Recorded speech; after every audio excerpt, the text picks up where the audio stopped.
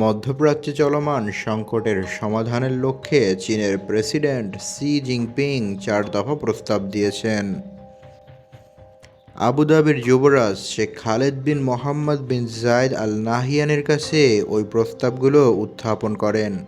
চীন জানিয়েছে সংযুক্ত আরব আমিরাতের প্রয়োজনে পাশে থাকবে বেইজিং। মঙ্গলবার ১৪ এপ্রিল দুদেশের সরকার প্রধান বৈঠক করেন। ওই বৈঠকে শি বলেন, শান্তিপূর্ণ সহাবস্থানের নীতি মেনে চলা জরুরি।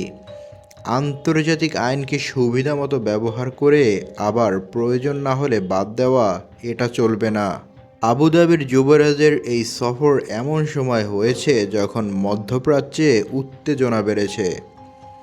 পাকিস্তানে বসা সর্বশেষ আলোচনায় ওয়াশিংটন ও তেহরানের যুদ্ধ শেষ করার কোনো সমঝোতা হয়নি।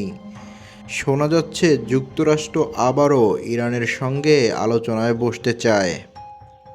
মধ্যপ্রাচ্য ইস্যুতে শি জিনপিং শেখ খালেদকে বলেন, আমরা যেন বিশ্বকে আবার জঙ্গল আইনে ফিরে যেতে না দেই।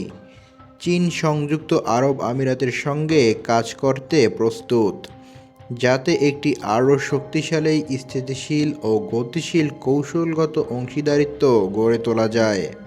চীনের গণমাধ্যম অনুযায়ী শি জিনপিং ৪ দফা শান্তি পরিকল্পনা দিয়েছে।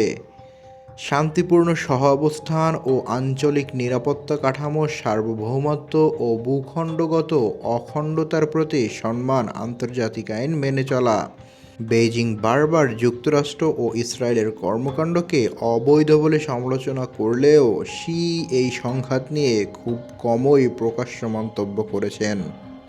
তবে যুদ্ধ শুরুর পর থেকে উপসাগরীয় দেশগুলোর তেল পরিবহন, বিশেষ করে সংযুক্ত আরব আমিরাতের প্রচণ্ড ব্যাহত হচ্ছে।